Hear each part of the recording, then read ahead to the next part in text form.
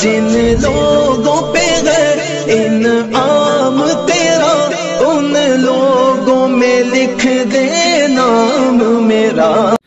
الحمدللہ نحمده ونستعینه ونستغفره ونؤمن به ونتوکل علیہ ونعوذ باللہ من شرور انفسنا ومن سیئات اعمالنا من يهده الله فلا مضل له ومن يضلله فلا هادي له ونشهد أن لا إله إلا الله وحده لا شريك له ونشهد أن سيدنا ونبينا ومولانا محمدا عبده ورسوله صلى الله تعالى على خير خلقه محمد وآله وأصحابه وأزواجه وذرياته وبارك وسلم. أعوذ بالله من الشيطان الرجيم. بسم الله الرحمن الرحيم. إن الله يأمر بالعدل والإحسان وإيتاء ذي القربى وينهى عن الفحشاء والمنكر والبغي إلى آخر الآية. وقال النبي صلى الله عليه وسلم: القتل في سبيل الله يكفر كل خطيئة. قال جبرائيل: إلا الدين. فقال رسول الله صلى الله عليه وسلم: إلا الدين، أو كما قال عليه الصلاة والسلام. بزرگوں اور بھائیوں، تفصیلی خطاب میں نے اور آپ نے سنا ہے. اب بہت زیادہ بات کرنے کا کوئی موقع نہیں رہا ہے. انشاءاللہ گھڑی لگا کر 15 سے 20 منٹ کے درمیان میں اپنی بات سمیٹ دوں گا. اس لیے آپ بے تاب نہ ہو، بے چین نہ ہو. بھائی مولویوں کے ہاتھ پڑ جاتے ہیں تو چھوڑنے کا نام ہی نہیں لیتے ہیں. سردی بھی ہے، 8:30 بھی بج گئے ہیں. انشاءاللہ 20 منٹ کے اندر میں اپنی بات سمیٹتا ہوں. دین کیا چیز ہے یہ سمجھنے کی ضرورت ہے. اس میں ہم نے اور آپ نے بہت دھوکہ کھایا ہے. کوئی صرف مدرسہ پڑھانے کو دین سمجھتا ہے، کوئی تبلیغ اور دعوت میں نکلنے کو، گشت کرنے کو ہی دین سمجھتا ہے، کوئی صرف نماز پڑھنے کو دین سمجھتا ہے، کوئی تسبیحات کے اہتمام کو دین سمجھتا ہے. لیکن یہ سب نامکمل دین ہے. میری بات آپ کو ابتدا میں عجیب لگے گی، لیکن آپ پوری توجہ سے سنیں تو آپ کو بات سمجھ میں آئے گی. نہ صرف تسبیحات مکمل دین ہے، نہ صرف دعوت اور تبلیغ مکمل دین ہے، نہ صرف مدارس کا کام مکمل دین ہے، نہ صرف نماز پڑھ لینا مکمل دین ہے. ان سب کو اکٹھا کریں گے تب جا کے مکمل دین ہے. اس کو اگر سمجھنا ہو کہ دین کس کو کہتے ہیں تو ایک لفظ میں پورے دین کا نچوڑ اور خلاصہ حقوق کی ادائیگی. دین نام ہے حقوق کی ادائیگی کا، بس اتنا ہی نام ہے دین. اب حقوق اللہ کے بھی ہیں، حقوق بندوں کے بھی ہیں، حقوق میں بڑے والے بھی ہیں، ماں باپ ہیں، حقوق میں ہماری بیویاں بھی ہیں، حقوق ہمارے بچوں کے ہم سے متعلق ہیں، بچوں کے ذمہ ہمارے حقوق ہیں. ایسے ہی جانداروں کے حقوق ہیں، غیر جانداروں کے حقوق ہیں، یہاں تک کہ قرآن کا حق ہے، مسجد کا حق ہے. ان سب کے حقوق کو ادا کرنے کا نام دین ہے. میں اس کے لیے بہت وقت نہیں لگاؤں گا. ترمذی شریف کی ایک روایت کا حوالہ دے کر بات کو سمیٹوں. ابھی حضرت مولانا فرما رہے تھے کہ مدینہ منورہ میں نبی کریم صلی اللہ علیہ وسلم تشریف لائے ہیں اور آپ نے وہاں ایک کام کیا ہے، اخوت کا، بھائی چارہ قائم کروایا. ایک انصاری کو مہاجر کے ساتھ جوڑ دیا اور فرمایا تم آپس میں بھائی بھائی ہو، سب کے ایسے رشتہ داری کر دی. ان جوڑوں میں ایک جوڑا ہے حضرت سلمان اور حضرت ابو الدرداء کا. حضرت سلمان فارسی رضی اللہ عنہ کو جوڑا گیا حضرت ابو الدرداء رضی اللہ عنہ کے ساتھ. یہ دونوں بھائی بنا دیے گئے. پھر یہ دونوں الگ الگ رہنے لگے. حضرت سلمان فارسی رضی اللہ تعالیٰ عنہ کو خیال آیا کہ میرا بھائی ابو الدرداء، میں نے بہت دن سے ان سے ملاقات نہیں کی ہے، ان کی زیارت کے لیے مجھے جانا چاہیے. اب حضرت سلمان فارسی رضی اللہ تعالیٰ عنہ حضرت ابو الدرداء کے یہاں آ رہے ہیں. ایسے وقت پہنچے جب حضرت ابو الدرداء رضی اللہ عنہ گھر میں نہیں تھے، کسی کام کاج سے باہر گئے ہوں گے. وہاں مل گئی حضرت ابو الدرداء کی بیوی ام الدرداء رضی اللہ عنہ. حضرت ابو الدرداء کی بیوی ام الدرداء یہ ملی، لیکن ان کو دیکھا عجیب سا حال ہے، بال بکھرے ہوئے ہیں، لباس گندا ہے، زینت نام کی کوئی چیز نہیں ہے. تو حضرت سلمان فارسی رضی اللہ عنہ نے فرمایا ما شأنک ھذہ، یہ تیرا کیا حال بنا ہوا ہے اللہ کی بندی، تجھے بناؤ سنگار اختیار کرنا چاہیے تھا، زینت اختیار کرنی چاہیے، کپڑے صاف ستھرے ہونے چاہیے، بالوں میں کنگھی ہونی چاہیے، یہ کیا حال بنا رکھا تو نے؟ یہ اس زمانے کی بات ہے جب پردے کی آیات نازل نہیں ہوئی. تو حضرت سلمان نے ان کو یہ نصیحت کی. ام الدرداء رضی اللہ عنہا نے بہت لطیف انداز میں ایک حال سنا دیا اور ساری حقیقت کھول کے سامنے رکھ دی. اور کیا کہا؟ سلمان، تمہارے بھائی ابو الدرداء کو دنیا سے کوئی مطلب ہی نہیں ہے.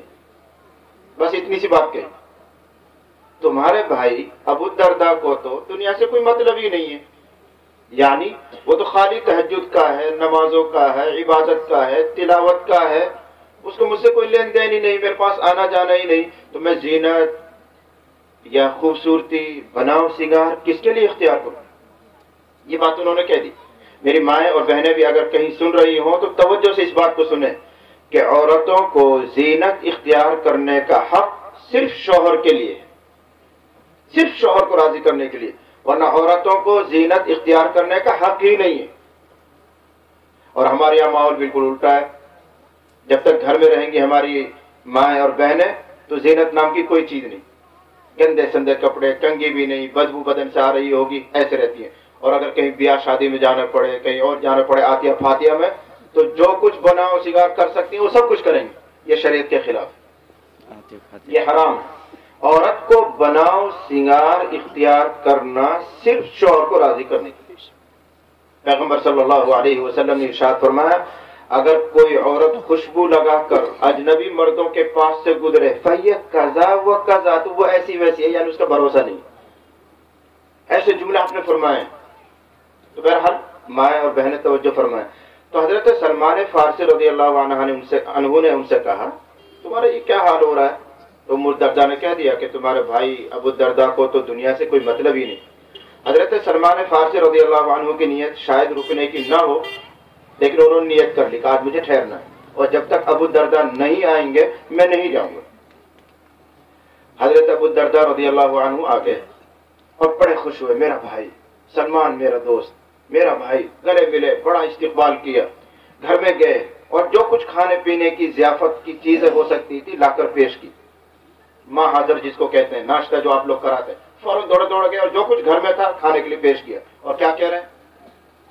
سلمان کل فإنی صائم، سلمان تم کھاؤ میں روزے سے. سلمان تم کھاؤ. بس اندازہ لگاؤ کیسا روزہ ہوگا یہ. اگر یہ رمضان کا روزہ تھا تو حضرت سلمان نے بھی تو روزہ رکھا ہوتا. یہ کوئی رمضان کا روزہ نہیں تھا. اور اگر یہ رمضان کا ہی روزہ ہوتا تو حضرت ابو الدرداء رضی اللہ عنہ کیوں سلمان کے لیے کھانا پیش کرتے؟ معلوم ہوا کہ انہوں نے کوئی نفلی روزہ رکھ رکھا تھا اور حضرت سلمان نے وہ روزہ نہیں رکھا تھا. حضرت سلمان نے کہا میں اس وقت تک نہیں کھاؤں گا جب تک تم میرے ساتھ کھانے میں نہ بیٹھ جاؤ. بیٹھو میرے ساتھ کھاؤ. اور ان کا میرا روزہ ہے. تو حضرت سلمان کہا ہاں میں نے سن لیا کہ تمہارا روزہ ہے، لیکن میں اس وقت تک نہیں کھاؤں گا جب تک کہ تم میرے ساتھ نہ کھاؤ. حضرت ابو الدرداء نے اپنا نفلی روزہ توڑا اور ان کے ساتھ ناشتے میں کھانے میں شریک ہوئے. اور رک کر سمجھو اب مسئلہ بھی یہی ہے. رک کر سمجھو مسئلہ یہی ہے، دین اسی کا نام ہے کہ اگر آپ نے کوئی نفلی روزہ رکھا ہے، فرض نہیں نفلی، اور آپ کو یار غار بہت گہرا دوست آ جائے اور وہ آپ سے اصرار کرے کہ نہیں میں اتنے دن میں تم سے مل رہا ہوں یار میرے ساتھ بیٹھ کر کھاؤ، تو شریعت یہ کہتی ہے کہ اپنے بھائی کے دل کو مت توڑ، چاہے نفلی روزہ توڑنا پڑے. یہ بھائی کے دل کی قیمت ہے، یہ مومن کا احترام ہے، یہ مومن کا اکرام ہے. اکرام کہ اس کا دل نہ دکھا، چاہے نفلی روزہ تجھے توڑنا پڑے. اس کی تو قضا کل آئندہ بھی ہو جائے گی. بھائی کا دل دکھ گئے تو اس کی قضا کیا؟ ہم نے لوگوں کا احترام سمجھا نہیں، لوگوں کے دلوں کا مقام سمجھا نہیں، مومن کا کیا احترام ہوتا ہے اس کو سمجھا نہیں. کہتے تو خوب ہے اکرام مسلم، لیکن نام کس چیز کا اکرام مسلم وہ خود نہیں جانتے. ایک مثال آگے دے کر میں آگے بڑھتا ہوں. حضرت صلی اللہ علیہ وسلم خانہ کعبہ کا طواف فرما رہے تھے ایک مرتبہ، یہ روایت بھی ترمذی میں ہے، خانہ کعبہ کا طواف فرما رہے ہیں اور یوں اللہ کے گھر کو دیکھ رہے ہیں اور فرما رہے ہیں ما اعظمک وما اعظم حرمتک، کیا کس قدر تو عظیم ہے اور کس قدر تیرا احترام ہے، ایسا گنوا رہے ہیں، خانہ کعبہ کو کہہ رہے ہیں، کعبۃ اللہ شریف کو خطاب کر رہے ہیں، کیسا عظیم ہے تو، کیسا تیرا احترام ہے، کتنی عزت اللہ کے یہاں تیری ہے، ایسا اس کا مقام بیان کر کے پھر کیا کہہ رہے ہیں واللہ لحرمت المؤمن عند اللہ اعظم من حرمتک، خانہ کعبہ کہہ رہے ہیں اللہ کی قسم اے اللہ کے گھر، اے خانہ کعبہ، ایک مومن کا احترام تجھ سے بڑھ کر ہے۔ اور اگر کوئی خانہ کعبہ کی ایک اینٹ ہلا دے تو پورا عالم میں ہلچل مچ جائے گی۔ خانہ کعبہ تو خانہ کعبہ ہے، مسجد کے مینار کا کوئی اینٹ گرا دے تو مسلمانوں میں بے چینی پھیل جاتی ہے، کیا ہوا؟ حالانکہ وہی اینٹ ہے جو میرے گھر میں لگی ہوئی ہے، وہی مسالہ وہی سیمنٹ ہے، لیکن ایک نسبت ہے، اللہ کے گھر سے وہ جڑ گئی ہے تو اتنا احترام۔ لیکن پیغمبر صلی اللہ علیہ وسلم ارشاد فرما رہے ہیں مؤمن کی قدر اللہ تعالیٰ کے یہاں اے خانہ کعبہ تجھ سے بھی بڑھ کر ہے۔ اور ہم روزانہ کتنے خانہ کعبہ ڈال رہے ہیں، اپنے باپ کا دل دکھا دیا، ماں کا دل دکھا دیا، بہن کا دل دکھا دیا، بھائی کا دل دکھا دیا، پڑوسی کا دل دکھا دیا، یہ کتنے خانہ کعبہ ہم نے ڈال دیے۔ خیال کرنے کی چیز ہے۔ اس لیے حضرت ابو الدرداء رضی اللہ عنہ نے اپنا روزہ توڑا، بھائی کا دل نہیں توڑا، بیٹھ گئے، رات ہو گئی، سونے کا وقت شروع ہوا تو بستر لگا دیا گیا، حضرت سلمان بھی لیٹ گئے، حضرت ابو الدرداء بھی لیٹ گئے۔ حضرت ابو الدرداء اس ہوشیاری میں کہ سلمان فارسی سو جائیں تو میں کھڑا ہوں نفل پڑھوں، روزانہ قانون کا رات بھر نفل پڑھنا، اور حضرت سلمان فارسی اس چکر میں کہ میں دیکھوں یہ کرتا کیا ہے، تو حضرت سلمان نے اپنی آنکھ بند کی، لیٹ گئے۔ حضرت ابو الدرداء رضی اللہ عنہ نے محسوس فرمایا کہ بھائی سو گیا، اس لیے چپکے سے کھڑا ہونا چاہا، چپکے سے، تاکہ آنکھ نہ کھلے، تاکہ آنکھ نہ کھلے۔ یہی بھی ادب ہے، اگر کوئی آدمی عبادت کے لیے اٹھنا چاہ رہا ہے تو اس طرح اٹھے کہ پڑوسی کی آنکھ نہ کھلے، لوٹے مت بجایا کرو تاکہ سب نے پتہ چل جائے بات تہجد پڑھے تو۔ یہ نہیں ہے، یہ چیز دین نہیں ہے۔ اگر تجھے تلاوت ہی کرنی ہے، تجھے تہجد ہی پڑھنی ہے تو اس طرح اٹھ کہ پڑوسی کو محسوس بھی نہ ہو کوئی چلا گیا اٹھ۔ یہی ہے وہ حقوق، یہی ہے دین کا تقاضا۔ حضرت صلی اللہ علیہ وسلم شب برات میں حضرت عائشہ کے ساتھ لیٹے ہوئے ہیں، فرشتہ آیا، جبرائیل آیا، ان کا ہاتھ تو شب برات ہے، 15ویں رات ہے، آپ مردوں کے لیے دعا فرمائیں۔ تو حضور علیہ الصلوۃ والسلام چپکے سے اٹھے تاکہ عائشہ کی آنکھ نہ کھلے، اور چپکے سے اپنے جوتے ہاتھ میں اٹھائے، پہنے نہیں کہ اگر یہی چپل پہنیں گے، جوتے پہنیں گے تو کھسپس کی آواز آئے گی، چپکے سے نکلے، آہستہ سے دروازہ کھولا، بند کیا، باہر نکلے۔ حضرت عائشہ بہرحال حضرت عائشہ رضی اللہ عنہا تھی، آنکھ کھل گئی، محسوس ہو گیا حضور اٹھے، اس وقت تک چپ رہی۔ جب حضور دروازے سے باہر نکل گئے تو حضرت عائشہ بھی چپ کیسے نکلی، دبے پاؤں باہر آئی، دیکھنے کے لیے کہ حضور جاتے کہاں ہیں۔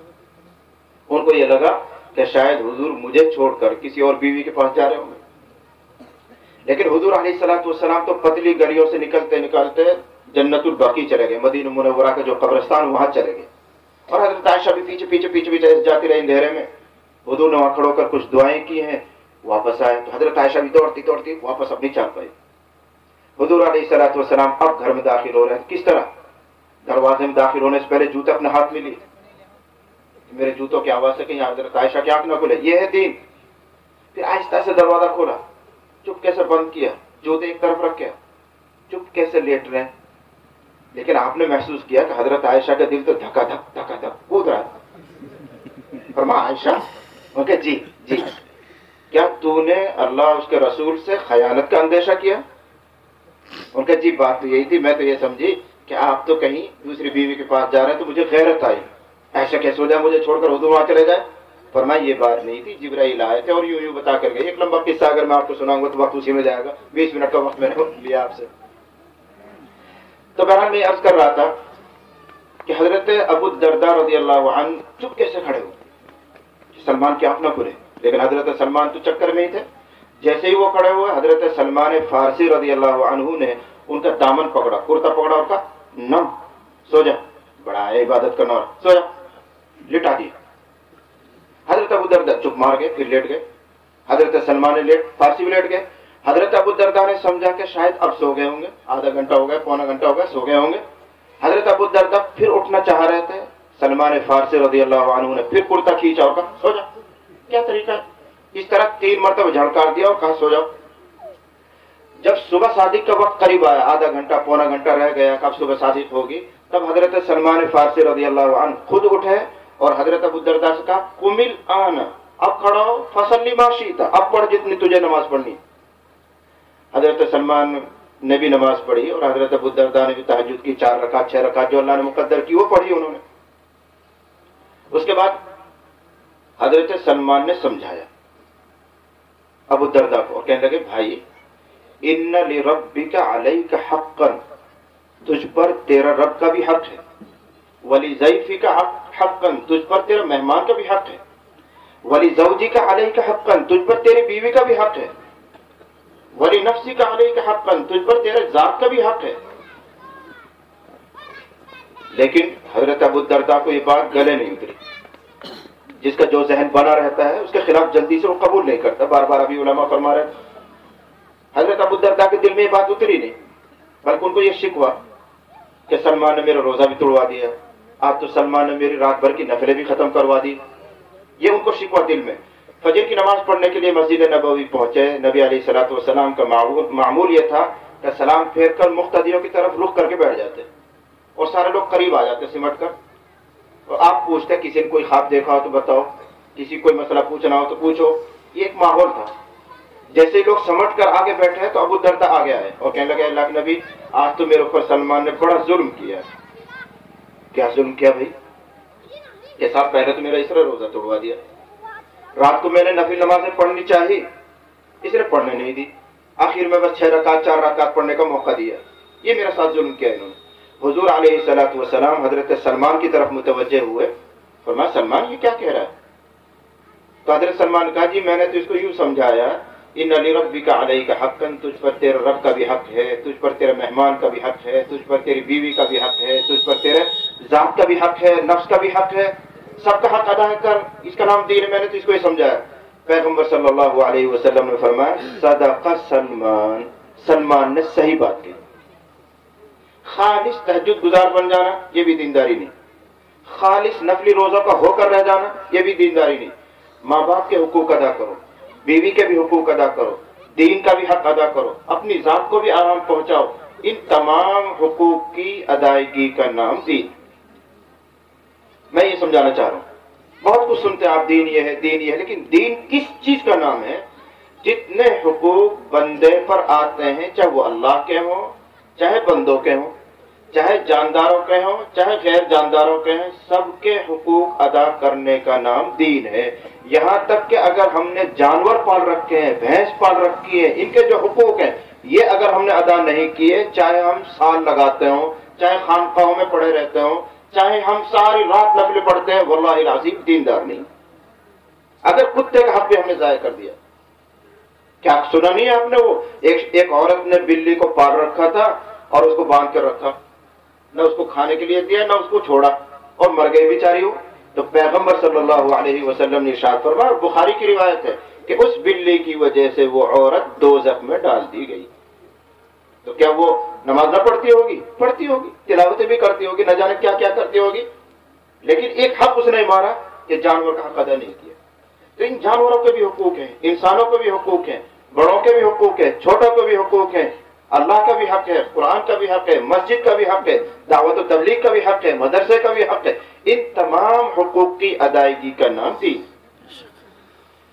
अब आखिरी बात, अगर कोई बंदा अल्लाह के हुकूक में बड़ा मजबूत हो, बहुत मजबूत, इधर तहज्जुद भी, इधर फराइज भी, इधर सब रोजे भी और हज भी, सब कुछ अदा करता अल्लाह के हुकूक, लेकिन बंदों के हुकूक में कोता है, तो हमारे नबी सल्लल्लाहु अलैहि वसल्लम ने ये इरशाद फरमाया कि ये आदमी जो अल्लाह के सारे हुकूक अदा कर रहा है, यानी इबादत पे जमकर लगा हुआ है, लेकिन बंदों का हक अदा नहीं करता है, कल कयामत का गरीब और फकीर मुफलिस आदमी है। हदीस सुना दूं, पैगंबर सल्लल्लाहु अलैहि वसल्लम ने सहाबा से पूछा, अतदरून मनिल मुफलिस, जानते हो गरीब कौन है, मुफलिस कौन है? साहबा ने कहा जी जानते हैं। कौन? मन ला दिरहम लहू वला मता, अल्लाह के नबी जिसके पास पैसा ना हो, सामान ना हो, मकान ना हो, गाड़ी ना हो, वो कल्लाश आदमी। हम भी और आप यही सोचते हैं। तो फरमाया नहीं, ये नहीं, تو صحابہ کا جی آپ ہی بتا دیجئے. تو آپ نے فرمایا میرے نزدیک مفلس غریب فقیر وہ آدمی ہے جو کل قیامت میں آئے گا یأتی بصلاۃ وصیام وزکاۃ وحج. کل قیامت میں اللہ کے یہاں پہنچا، نماز بھی ڈھیر ساری، حج بھی خوب کیے ہیں، زکات بھی خوب ادا کیے، صدقہ خیرات بھی ڈھیر سارا کر رکھے ہیں، تلاوت بھی خوب ساری کر رکھی ہیں، چلہ 4 مہینے بھی خوب لگا رکھے ہیں، مدرسے میں بھی خوب پڑھایا ہے، یہ سب کام کر کے آیا ہے، اللہ کے یہاں ڈھیر لے کر آیا. لیکن قد شتم ھذا واکل مال ھذا وسفک دم ھذا. لیکن یہ ظلم بھی کر رکھا ہے، اس کو تھپڑ مار رکھا ہے، اس کو گالی دے رکھی ہے، اس کی غیبت کر رکھی ہے، اس کا خون بہا رکھا ہے، اس کو بے عزت کر رکھا ہے، اس پر تہمت باندھ رکھی ہے، اسی کی زمین دبا رکھی ہے، اس کی چوری کر رکھی ہے، یہ سب کام بھی کر کے آیا ہے. تو پیغمبر صلی اللہ علیہ وسلم نے سنایا اب یہ بنے گا کہ اللہ تعالیٰ ان حقوق والوں کو بلائیں گے، جس کو گالی دی، جس کو تھپڑ دیا، جس کو یوں کہ آ جاؤ بھائی. اب اس کی نیکیوں میں سے لے کر ان کے پیٹ بھرا جائے گا. بھائی تجھے تھپڑ دیا تو یہ دیا، لے اس کی نیکی میں سے اتنا لے جا اور تو اپنا حق وصول کر. جس کو گالی دی اس کو بلایا تجھے گالی دی، جی لے اس کی نیکی لے جا. تیرے اوپر ظلم کیا تھا، جی اس کی نماز لے جا. تیرے اوپر اس نے یوں کیا تھا، لے اس کے چلے لے جا. تیرے ساتھ یوں کیا تھا، جی کیا، اس کا حج لے جا. ساری نیکیاں اٹھا اٹھا کے ان کو دے دی گئی اور مانگنے والے کھڑے ہیں، اللہ میرا بھی حق ہے اس کے اوپر، اللہ میرا بھی حق ہے. نیکیاں ختم ہو گئی. پیغمبر صلی اللہ علیہ وسلم نے سنایا اب ان حقوق والوں کے گناہ اس کے سر پر لاد دیے جائیں گے. دینے کے لیے تو کچھ ہے ہی نہیں، اب ان کے گناہ اس پر ڈال دیے جائیں گے. ثم القی فی النار، پھر اس آدمی کو گھسیٹ کر جہنم میں ڈال دیا جائے گا. پیغمبر نے ارشاد فرمایا مفلس تو یہ ہے، غریب تو یہ ہے، کتنی نیکیاں لایا، کتنی نمازیں، کتنے چلے، کتنے 4 مہینے، سب کچھ لے کر آیا، لیکن حقوق میں کمزور تھا. پیغمبر نے ارشاد فرمایا کھینچ کر جہنم میں ڈال دیا جائے گا. موقع ہوتا تو میں اس مضمون کو بہت کھول کر میں آپ کو سمجھاتا، لیکن وقت مجھ سے یہ کہہ رہا کہ نہیں، میں نے جو وعدہ کیا اس میں بھی 3-4 منٹ اوپر جا رہی ہے. تو خلاصہ یاد رکھو، دین کا خلاصہ کہ جتنے بھی حقوق ہمارے ذمے ہیں ان سب کو ادا کرنے کا نام دین ہے. خالص چیزوں کا نام بھی دین نہیں، خالص مدرسہ پڑھانے کے نام بھی دین نہیں، خالص تہجد گزار ہو جانے کے نام بھی دیندار نہیں. اصل دینداری حقوق کی ادائیگی. اب اس حقوق کی تفصیل کرتے رہو، جانوروں کے حقوق، ماں باپ کے حقوق، اولاد کے حقوق، پڑوسیوں کے حقوق، مسجد کا حق، اللہ کے گھر کا حق، قرآن کا حق، سب حق میں ہی لپٹا ہوا ہے.